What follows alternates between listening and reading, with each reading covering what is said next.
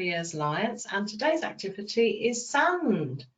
So you can dig with it, you can pour it, you can sift it. It's great for using your imagination, and you can pretend with it, and you can explore how it moves, and you can enjoy the feel of it. It stretches the imagination and is a soothing sensory experience. It offers developmental benefits, including motor skills and social interaction and language development. It can be used wet and dry and is really good for mark making as well. Sand is what we call open-ended, so children can choose the direction and path of their own play. Sand is actually quite often and has been used in play therapy. And that's because it's very versatile. It is very therapeutic to play with, and because they say it represents an earth element, so it's a natural material that children are naturally drawn to. So I'm using it indoors today. Obviously most people think of it as an outdoor activity, but I brought it inside today. Ideally, if you're using it indoors, please have a big mat about. You might need a dustpan and brush as well to keep sweeping it up, because sometimes it can go out of the container. I've got it on a tray, but something like this is also ideal if you're using it indoors. So there's all sorts of things that you can lay out for your children to choose of how they're going to play with the sand and what they're going to use in it. So again, I've tried a mixture, a combination of some natural ingredients. I've got some logs here, some fir cones. I've got some shells as well that they can put in and maybe hide those shells around. But I've also included things like the funnels, because it's great for pouring and seeing the sand coming out of those funnels. And so you don't need to go out and buy any buckets and spades and things like that. Just try and make do with what you've got around the house. The children will love the variety and play. So I went into the garden and I found these little containers as well. So that's for sifting. They've got little holes in, so there out comes the sand there. But the first way I'm actually going to play with the sand is using it for mark making. So I put a thin layer on my tray here to use for the mark making, and you can make all sorts of lovely patterns, and because it's so soft as well, the sand, it encourages that movement and that feel. So you can do all sorts of different shapes, getting them ready for that pre-writing experience there. Sand you can usually get from garden centres, play sand, and also a lot of supermarkets will have play sand as well that you can buy from there, and it's relatively cheap as well. You can reuse it, so that makes it really good as well.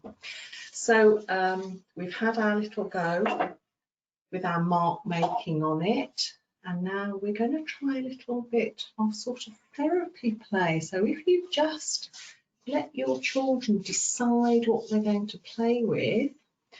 So I'm going to add a little bit more sand as well, make it a little bit deeper there. And there we go, put some more on my tray. And I think I'm going to use this piece of log here. I've chosen that. I can put that in there, and I can have a little fir cone that might represent something like a little tree. And it's amazing what the children will come up with, and the designs and things that they'll use and experience with the sand. I've also did have some of these items, like you might want to use some animals with your sand, but I've managed to find some snakes there. So I'm going to curl my snake around that bark there.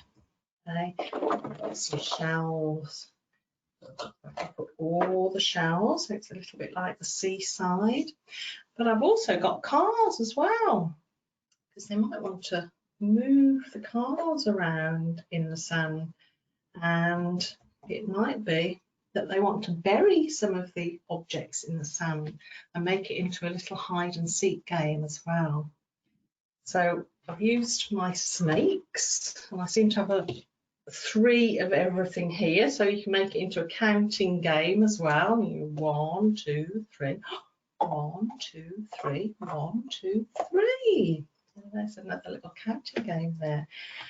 So I'm going to take this and I'm going to add some water and see what we can do with it when we've added some water to it. So there we go. Whoa, there. Look at that. It changes the colour, and of course it's changing the texture. And of course what children really like doing, particularly when they're at the seaside, is making sand castles. So again, I can use one of these pots, these garden pots, plant pots, and fill it up, and let's see if we can make a sand castle with our sand today. We smooth it off. We can talk to our children whilst they are playing, and we can describe to them what they are doing. So we've filled it right up to the top. We can think about maths because this is different sizes too. And we can go 1, 2, 3. Whoa! And there's one sand castle, and I got a feather from my garden.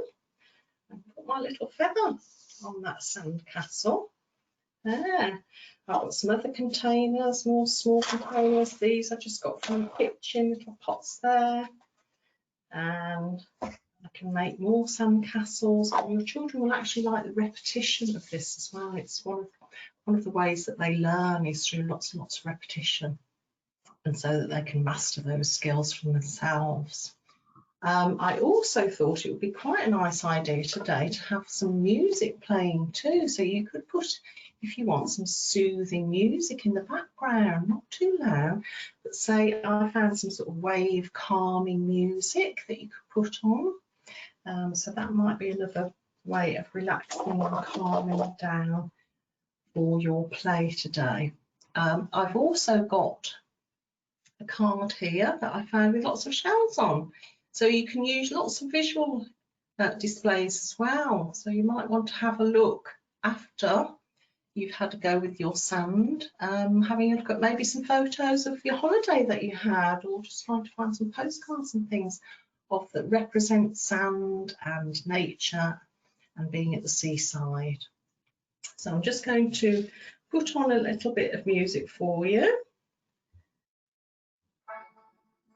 Just relaxing music, and I hope you've enjoyed the session. It's a lovely activity to do with your children. I'm sure they'll come up with lots of ideas and ways to use it. And for further information, please go to www.familycorner.co.uk. Thank you for joining me today.